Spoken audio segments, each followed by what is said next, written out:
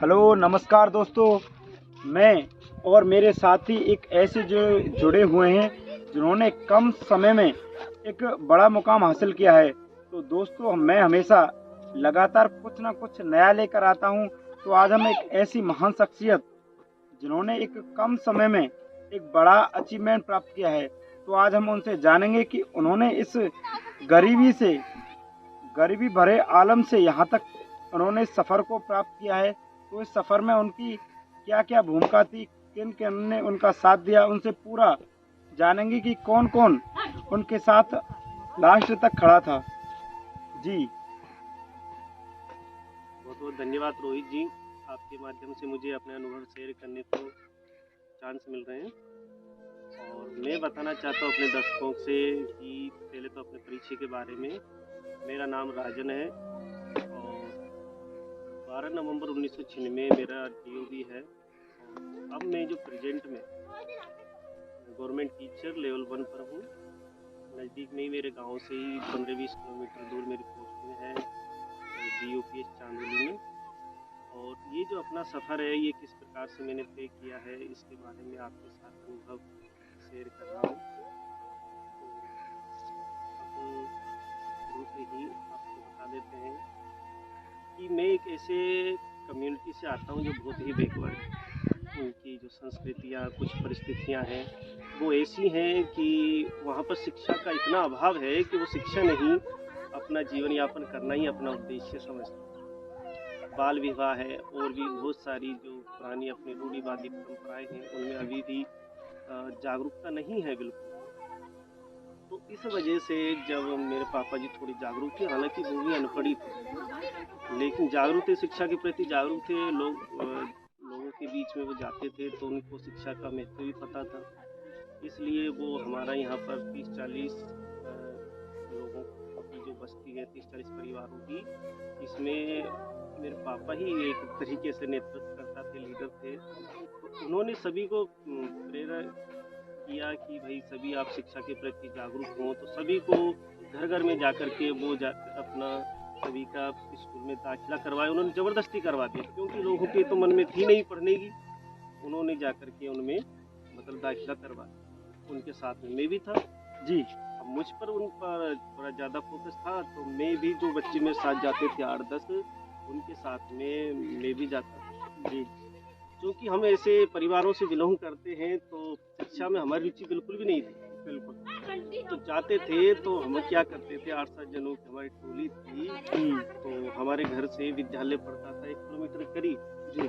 तो हम रास्ते में रेलवे पटरी पड़ती थी, उसके क्रॉस करने के बाद में हम रास्ते में ही रुक जाया करते जी। यानी घर से जाते थे और रास्ते में ही हम रुक जाते थे। उसके बाद में क्या है कि हम 4 बजते थे यानी छुट्टी का टाइम होता और हम सभी वापस आ जाते थे। यानी घर वालों को ये बिल्कुल भी कभी भी हम पर ये शक नहीं हुआ कि ये विद्यालय जाते हैं या नहीं रास्ते जाते। में ही रुक जाते हैं। जी। ये कंडीशन थी।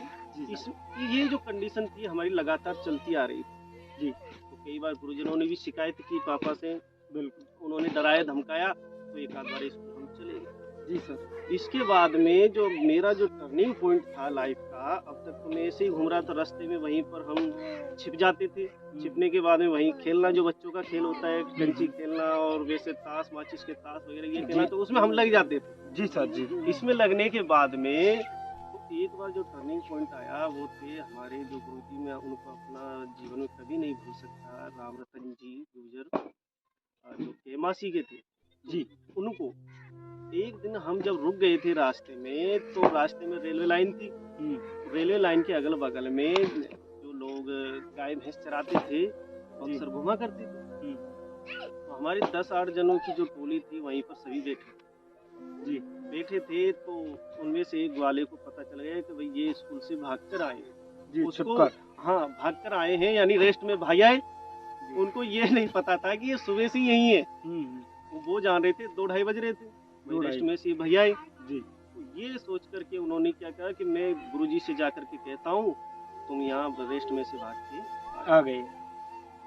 उन्होंने जाकर के उनको गुरुजी को इन्फॉर्म कर दिया। तो वहाँ से राम रतन जी आए थे और उन्होंने जब हम बैठे थे सभी एक दूसरे की तरफ मुंह करके, यानी वो पीछे से आए और उन्होंने डंडा उठा के हमें मतलब पिटाई दी, और जो उनके शब्द थे उन्होंने मेरी जिंदगी ही उनके जो शब्द थे, उन्होंने कहा, हमको समझाए तरीके से कई शब्दों का प्रयोग किया, और एक जो बात उन्होंने कही कि भाई इससे आप लोग अपने परिवार वालों को धोखा नहीं दे रहे, आप हमें धोखा नहीं दे रहे, क्योंकि हमारी नौकरी तो अनवरत चलती रहेगी, आप विद्यालय आए या नहीं आए, हमारा तो देखो नौकरी का काम है, ये तो गवर्नमेंट हमें पैसे देगी और बाकी बच्चे आ रहे हम उनको पढ़ाएंगे जी, आपकी वजह से हमारा स्कूल बंद थोड़ी हो जाएगा, लेकिन आप अपना समय और फ्यूचर दोनों बर्बाद कर, इससे अच्छा तो ये है कि तुम घर रहो और कोई मेहनत मजदूरी करेंगे तो इससे आपको कुछ ना कुछ लाभ तो मिलेगा जी, क्योंकि यहाँ आप समय बर्बाद कर रहे हैं, अपना फ्यूचर अंधकार में है। उन्होंने ये बातें कही तो मेरे डायरेक्ट अटैक किया, उन्होंने दिल पर अटैक किया कि दिल पर अटैक किया। इन्होंने ये बात कही है, वास्तव में बहुत ही सोचनीय है, चिंतनीय है, और इससे मुझे सोचना जी सर।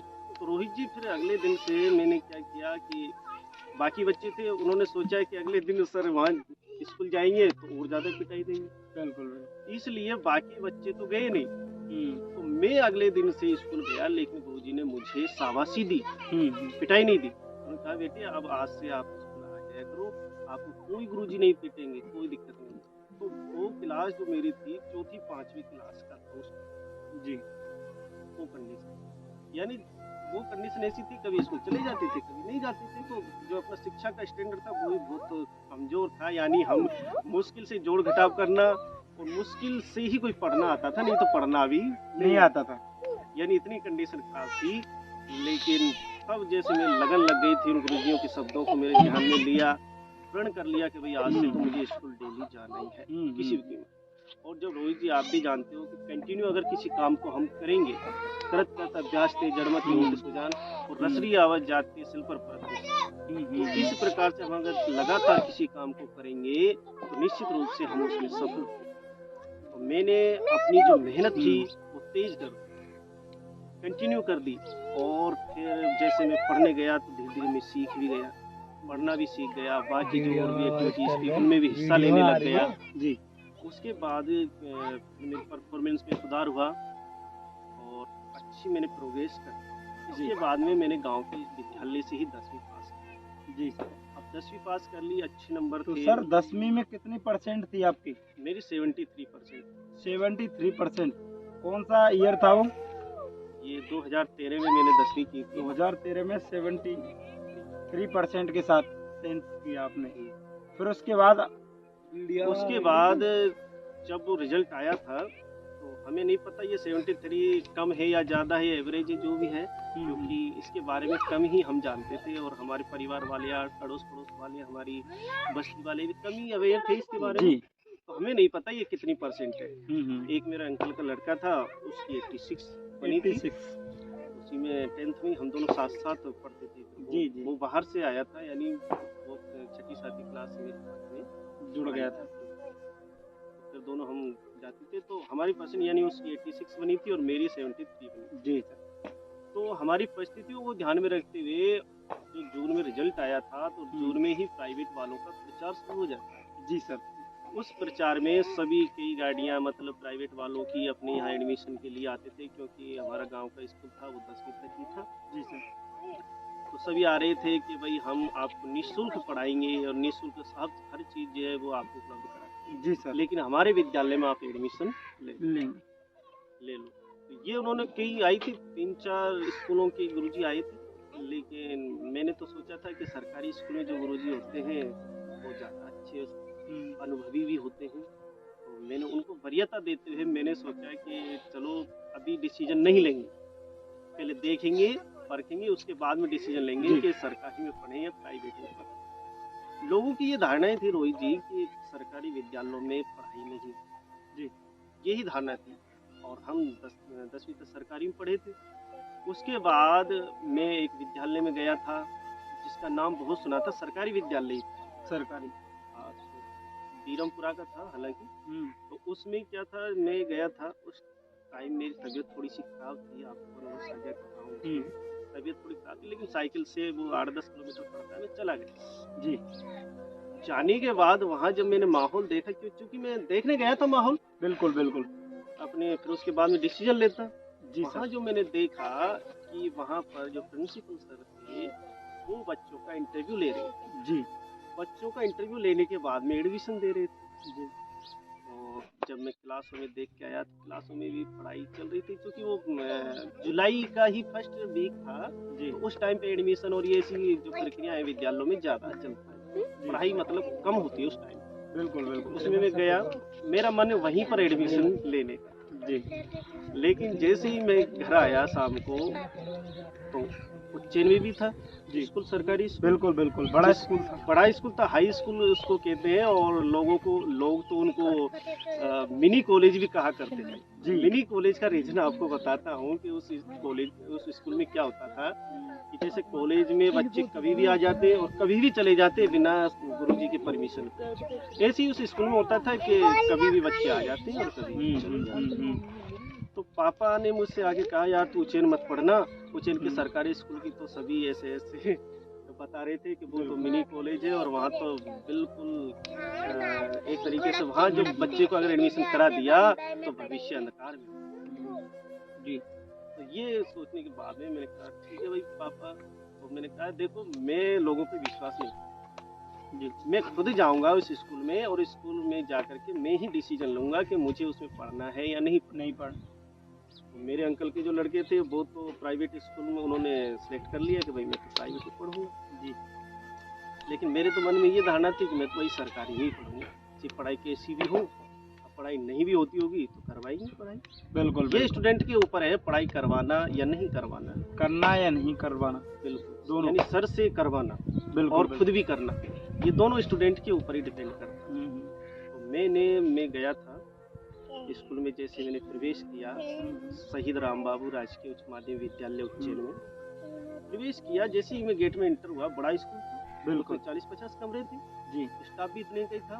तो एक गुरुजी थे, उनका मैं जिक्र करना चाहता हूँ, थोड़ी अनलकी रहा हूँ कि वो उनका पीरियड हमारी क्लास में नहीं था जी, बड़ा अनलकी रहा।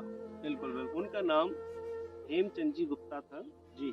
तो वो राजनीति विज्ञान पॉलिटिकल साइंस पढ़ा जी सर जी। तो वो 4-5 बच्चों को लेकर के, रोहित जी, जिस स्कूल का नाम इस तरह बदनाम हो कि यहाँ पढ़ाई नहीं होती और मिनी कॉलेज की संज्ञा उसको दी जाती है, तो उसमें कोई गुरुजी लेक्चरर है और 4-5 बच्चों को जुलाई के फर्स्ट वीक में लेकर के पढ़ा रहा है जी। तो उसको देख करके मेरे मन में विचार आया और मैं प्रभावित हो गया जी। मैंने कहा अब मुझे आगे जाने की जरूरत नहीं है, आगे और देखने की जरूरत नहीं है, माहौल देखने की जी। मेरा मन वहीं से भर गया और मैंने जाकर के ऑफिस में संपर्क किया और वहीं से मैंने एडमिशन फॉर्म ले लिया।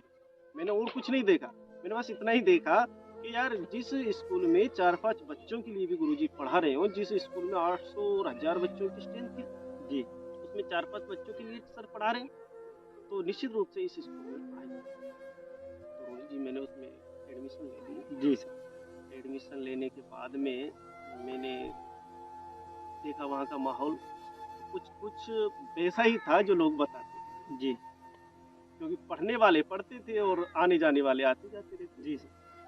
तो एक बार जो था 12 जनवरी 2014 की बात है, तो ये कैरियर डे के रूप में मनाया जाता है, स्वामी विवेकानंद जी का जन्मदिन है। तो जब मना रहे थे तो उसी टाइम पे एक सर ने, जो ये विडम्बना थी कि बच्चे आते हैं और तुरंत ही वापस चले जाते हैं, उन्होंने कहा यार कि बच्चे थे, सभी टीचर्स खड़े थे, बिल्कुल बिल्कुल, उनके सामने ये समस्या उनको बोलने का मौका दिया जी, उनको मौका दिया। उन्होंने कहा कि भाई देखो, मैं देखता हूँ कि कई बच्चे, यानी एक बच्चे को उन्होंने टारगेट किया जी, हालांकि सभी बच्चों की समस्या थी ये, लेकिन उन्होंने एक बच्चे की समस्या पर टारगेट किया कि भाई एक बच्चा आता है डेली और देखता हूँ कि वो एक पीरियड पढ़ता है जी और बस्ता उठा करके चला जाता है।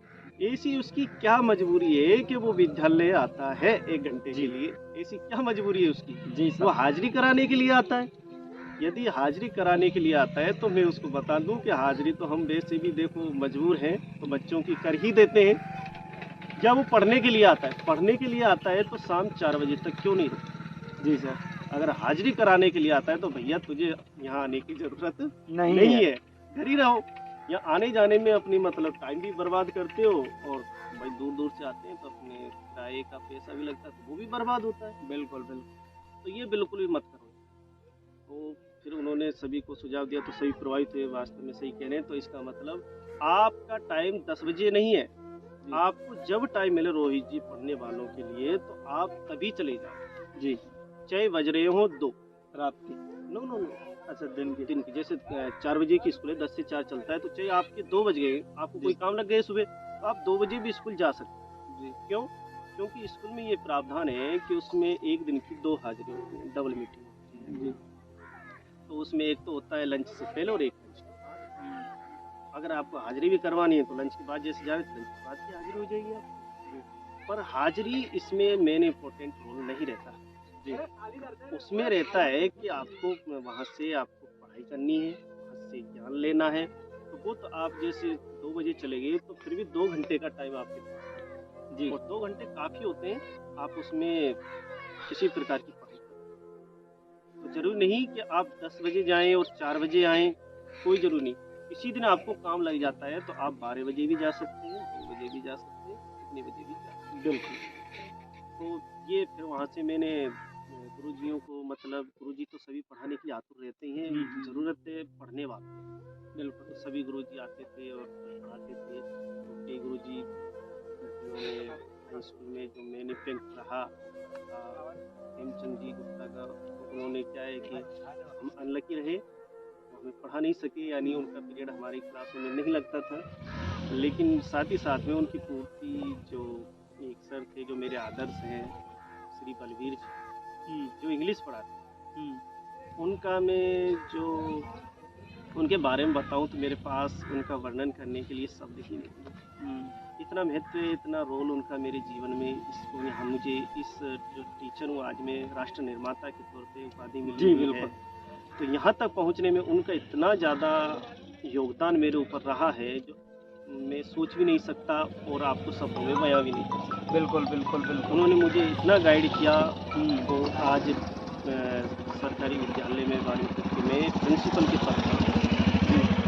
तो आज भी कभी मैं जब स्टूडेंट था तब भी मैं उनको कभी भी किसी प्रकार की समस्या होती थी तो उनके साथ शेयर करता था, उनको फ़ोन करता था। तो वो मेरे फ़ोन को, जब मैं स्टूडेंट था तभी मेरे फ़ोन को तुरंत ही अटेंड करते थे और जो भी समस्या थी उनका सोल्यूशन तुरंत करते थे।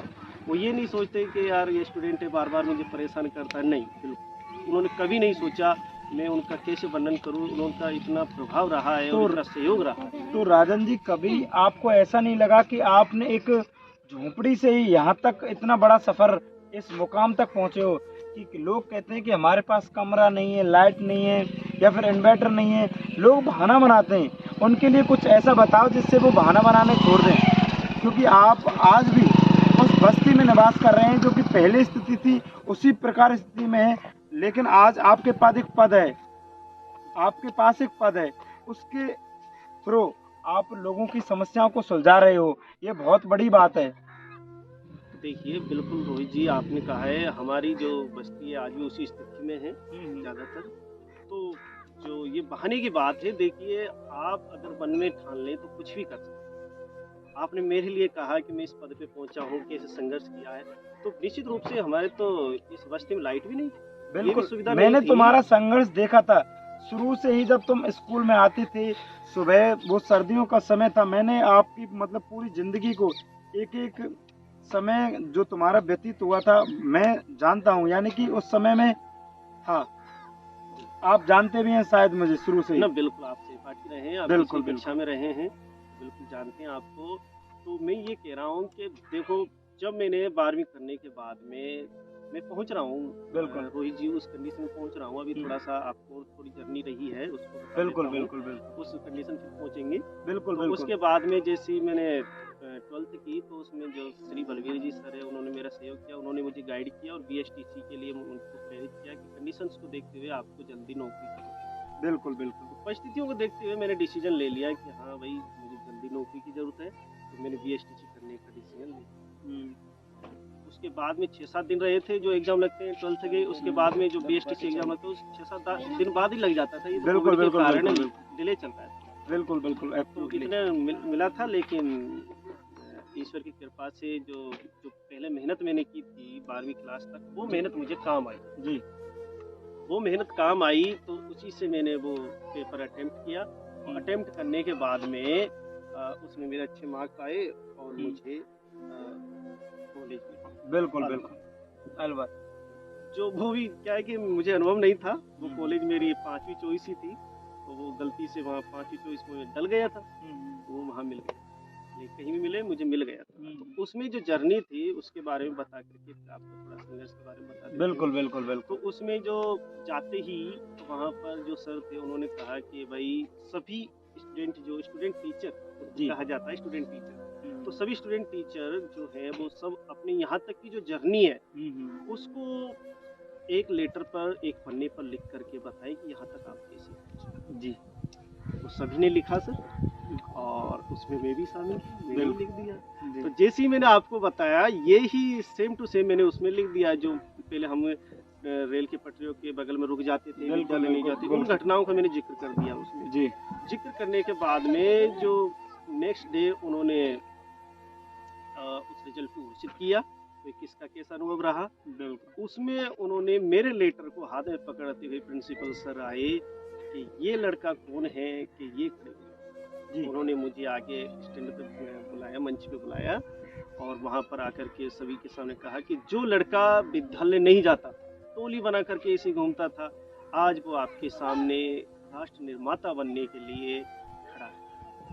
बिल्कुल तो बिल्कुल। उन्होंने मुझे प्राइज दिया, गिफ्ट दिया, उपहार दिया, और 15 अगस्त को मुझे सम्मानित भी किया जी। उस चीज के लिए जो मैंने अनुभव उनके साथ शेयर किए थे, अनुभव के लिए, लिखा था, एक्सपीरियंस के लिए। तो ये मेरी यहाँ तक की जर्नी थी। उसके बाद में एसटीसी कंप्लीट किया। कंप्लीट करने के बाद में मेरा और क्या ठिकाना था घर के अलावा, तो मैं घर ही आ गया। घर आने के बाद में कई जो मेरे सहपाठी थे, कॉलेज मेट रहे जो, यस। वो सभी ने मुझको कहा कि भाई राजन आप हमारे साथ रह लो, हमारे साथ रह लो, ज़्यादा खर्चा भी तुम्हारे को सहन नहीं करना पड़ेगा, मतलब हम जानते हैं कंडीशन। तो मैंने उन सभी को कह दिया यार नहीं, खर्चे की बात नहीं है, मैं तो घर से दूर नहीं रह सकता। बिल्कुल बिल्कुल। मुझे तो सबसे जो सूटेबल चीज़ लगती है वो घर ही लगता है, फैमिली के साथ रहना। बिल्कुल। आपने देखा होगा एक कविता थी बचपन में भी, चिड़िया और चिड़िया के बच्चों की, जो वो बच्चे कहते हैं कि सबसे जो पूरा जहां उन्होंने देख लिया और सबसे प्यारा उनको लगा वो उनका घर ही लगा। जी। देख लिया जग सारा, सबसे अच्छा घर है हमारा, इस प्रकार से कविता थी। उसमें यानी घर ही मुझे सबसे अच्छा लगता है। तो सबसे सूटेबल और सबसे आरामदायक जो चीज़ है वो घर ही है रोहित। बिल्कुल। घर आपका कैसा भी हो, कैसी भी कंडीशन में हो, घर तो तो मैंने ये डिसीजन लिया कि भाई मैं घर पर ही रह करके इसकी जो रीट एग्जाम लगती है इसकी तैयारी। बुक्स तो सभी मैंने ले ली, जो भी जरूरत थी। बुक्स पढ़ने में मैंने कभी भी कमी नहीं की। तो बुक्स तरह तरह की बुक्स ला करके मैं पढ़ता था, जितना हो सका उतना मैं पढ़ता था। और सबसे इम्पोर्टेंट चीज़ थी, जिस टाइम पे मैं खुद तैयारी कर रहा था, तो फरवरी 18 में रीट एग्ज़ाम था जी।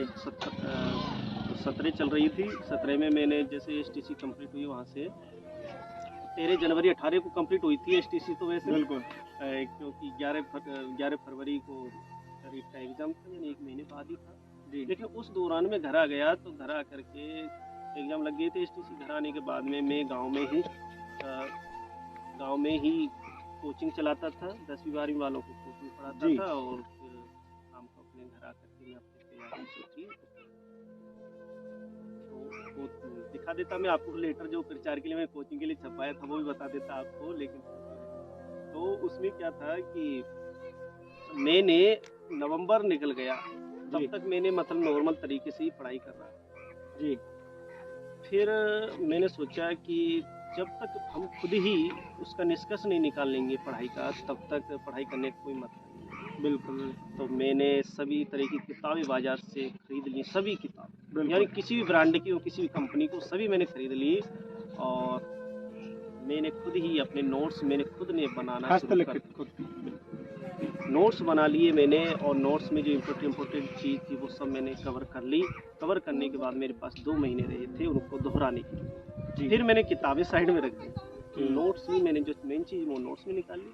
उनको भी मैंने पढ़ा और लगभग मैं 14-15 घंटे पढ़ा। जी और पढ़ता ऐसा था समझ के साथ पढ़ना चाहिए। बिल्कुल। एक तो वैसे ही पढ़ना होता है, एक समझ के साथ पढ़ना। समझ एक स्थायी चीज़ है जिससे हमें हमारा ज्ञान लंबे है समय तक। वो परमानेंट रहेगा।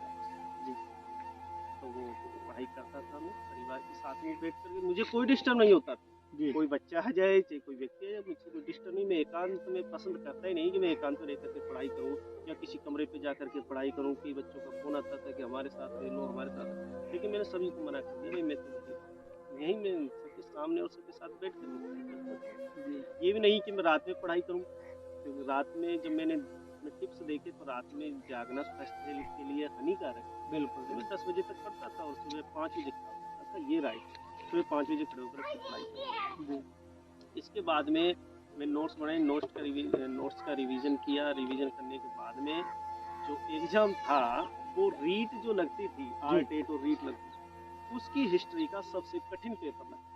जी 2018 11 फरवरी 2018। जी सर। तो जैसे ही मैं गया था पेपर देने के लिए, हम्म, तो पेपर देने के लिए गया तो जो हमसे पहले L2 वालों का यानी बीएड वालों का लगता है, जी जी बिल्कुल फिर 2 बजे से 5 बजे तक एसटीसी वालों का लगता है लेवल 1 का। बिल्कुल तो बिल्कुल जो बच्चे निकल के आ रहे थे वो सभी के पेपर बहुत कठिन आया, पेपर बहुत कठिन आया, यानी सभी स्ट्रेस में थे, तो तनाव में थे। बिल्कुल मैं भी बिल्कुल उनको सुन रहा था, वहीं खड़ा था उसी सेंटर पे। तो मुझे थोड़ी सी टेंशन हो रही। जी टेंशन होनी ही थी क्योंकि करियर का सवाल था और मुझे तो परिस्थितियों की इतनी पुकार और मांग थी कि मुझे हर हाल में नौकरी चाहिए, जी हर जरूरत हाल थी। में। बिल्कुल, यानी जैसे सांसों की जरूरत है उसी प्रकार मुझे नौकरी की जरूरत है। जी तो मुझे तो पूरा विश्वास था क्योंकि मैंने खुद ने ही पढ़ाई की, खुद ने नोट्स बनाए और अपने हिसाब से मैंने तैयारी की। जी तो मुझे तो पूरा कॉन्फिडेंस था कि बिल्कुल मैं तो लगूंगा बनूंगा ही, बिल्कुल बिल्कुल। बिल्कुल लगूंगा। ये कॉन्फिडेंस होना चाहिए अपने आप। कहते हैं कि कॉन्फिडेंस हो तो आप डूबती हुई नाव को सीधा कर देते हैं। बिल्कुल, तो कॉन्फिडेंस एक ऐसी चीज है कि मुश्किल से मुश्किल राह भी फिर आपको आसान लगने लगेगा अगर कॉन्फिडेंस है। अगर कॉन्फिडेंस नहीं है तो आप डगमगा जाओगे बिल्कुल और बिल्कुल सही करते हुए भी आपसे गलत हो जाएगा अगर कॉन्फिडेंस नहीं है। बिल्कुल बिल्कुल तो मैंने जो कॉन्फिडेंस था वो मुझ में पूरा भरा हुआ था और मैंने पेपर बड़े धैर्य पूर्वक दिया। और रोहित जी, आपको बताते हुए मुझे थोड़ा आश्चर्य ये होता है कि जिस सब्जेक्ट के लिए मैंने ज़्यादा मेहनत की थी, यानी ये समझ लो आप 60-70% जो पूरी 100% मैंने मेहनत की उसका 60-70% मैंने साइकोलॉजी के लिए दिया। जी मनोविज्ञान आता है उसका। जी उसका ही पहला पार्ट होता है पेपर में। पहला पार्ट जैसे मैं कर रहा था, जो पहले 10-15 प्रश्न थे वो ये समझो आप 10-15 प्रश्नों में से 8-10 प्रश्न गलत हो गए। जी सर यानी मुझे ये भी नहीं पता बिल्कुल जिस चीज़ के लिए मैंने इतनी मेहनत की वो भी मेरे दिमाग से यानी समझ से बाहर है। जी लेकिन मैंने सोचा यार अभी जैसे 10 प्रश्न मैंने कर लिए तो अभी 140 प्रश्न तो बाकी है, 150 प्रश्न आते हैं। बिल्कुल तो सिलेक्शन के लिए मैक्सिमम 125 से 120 नंबर्स चाहिए उसमें, बिल्कुल बिल्कुल अंदाजन इतने चाहिए थे। तो रोहित जी, फिर मैंने धैर्य नहीं छोड़ा, कॉन्फिडेंस था कि भाई अभी बाकी प्रश्न तो आएंगे, अभी 140 हैं अपने पास और लगने के लिए 120 125 चाहिए।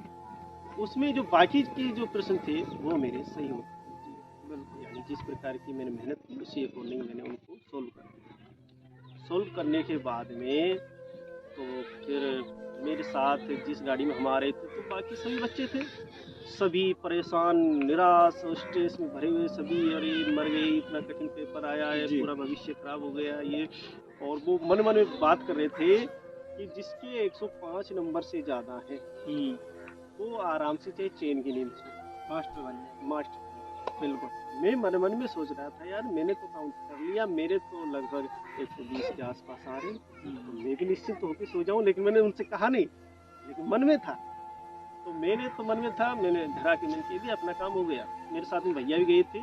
जैसे मैं सेंटर से निकला तो जैसे वो हाथ हिला रहे थे तो मैंने उनसे कहा हो गया अपना काम, जितना करना था कॉन्फिडेंस भूल गया बिल्कुल। आपका। आपके गांव के ही बबली जी हैं, उनकी गाड़ी गई थी अच्छा जब मैं एग्जाम देने गया था। उनसे भी कह दिया मैंने, चाचा मेरा काम हो गया। जी तो यहाँ घर वाले भी मेरी इंतजार में बैठे थे, रात के 8-9 बज गए, उन्होंने खाना नहीं, दिन भर स्ट्रेस में रहे। तो दिन भर स्ट्रेस में आते ही मैंने कहा आराम से खाना खा लो, कोई दिक्कत नहीं, अपना काम हो गया, जिस काम के लिए मैं आया, बिल्कुल वो काम बिल्कुल मैंने कर दिया। इस प्रकार से फिर मैंने रिजल्ट आ गया उसका। तो मैं आपको बता रहा था कि मैंने 2015 में 12वीं क्लास की, जी फिर 13 जनवरी 2018 को एसटीसी कंप्लीट हो गई मेरी, जी जो 15 से स्टार्ट होकर के थोड़ा बिल्कुल। लंबा खिंचता है इसका सेशन। बिल्कुल तो 13 जनवरी 2018 को एसटीसी कंप्लीट हो गई। बिल्कुल, 11 बिल्कुल। फरवरी 2018 को रीट का एग्जाम लगा बिल्कुल और 11 अप्रैल 2018 को रीट का रिजल्ट आया। उसके बाद में मई जून में हमारी जो सिलेक्ट कैंडिडेट की लिस्ट वो भी आ गई, हम सिलेक्ट हो गई। सिलेक्ट होने के बाद में मुझे अजमेर मिला जी अजमेर जिला था, उसका अनुभव थोड़े दिनों के लिए रहा, लेकिन वो शानदार अनुभव, इतना अच्छा कि मेरे जीवन में वो दिन मैं कभी नहीं भूल पाऊंगा जी। सभी लोगों का अच्छा प्यार मिला, अच्छा गुरुजनों का तो अच्छा सम्मान करते थे। वहाँ से आने के बाद में यहाँ पर दोबारा से यही सिलेक्शन हो गया, रेसफल हुआ था जी रेसफल में यहाँ जो जगह खाली रह गई तो जिनके ज़्यादा नंबर थे उनको मेरिट के हिसाब से वापस यहीं कर दिया। मैं यहीं से घर से अप डाउन करता हूँ। यही मेरी इच्छा थी कि मैं घर से तैयार होकर के स्कूल के लिए जाऊँ और वापस घर आऊँ। कि परिवार के साथ में देखो सबसे इम्पोर्टेंट रोहित जी, मैंने आपको पहले ही बताया था कि मैंने जब तैयारी की तो मैंने कमरों पे रहना, रूम पे रहना मना कर दिया कि मैं परिवार के साथ रहूँगा। सबसे ज़्यादा सूटेबल जो चीज़ है मेरे लिए वो है परिवार। इसलिए मैंने क्या है कि यही मेरे मन में ड्रीम था कि मैं घर से तैयार होकर के जाऊँ, नौकरी पे जाऊँ और वापस घर आऊँ। भगवान ने मेरी सुन भी ली और रेसफल में वापस हम अपने घर आ गए और यहीं से ये यात्रा मेरी अब निरंतर वो चल रही है जी। कहते हैं कि अगर खैरात में मिलती कामयाबी तो हर शख्स कामयाब होता, फिर कदर ना होती किसी हुनर की और ना ही कोई शख्स लाजवाब होता। तो राजन जी ने कुछ ऐसा ही कर दिखाया है इस छोटे से गांव जो कि राजस्थान के भरतपुर जिले के यानी कि चक नंगला बीजा में इनकी जर्नी शुरू हुई थी और आज शुरू होने के बाद भी आज इस पद पर हैं।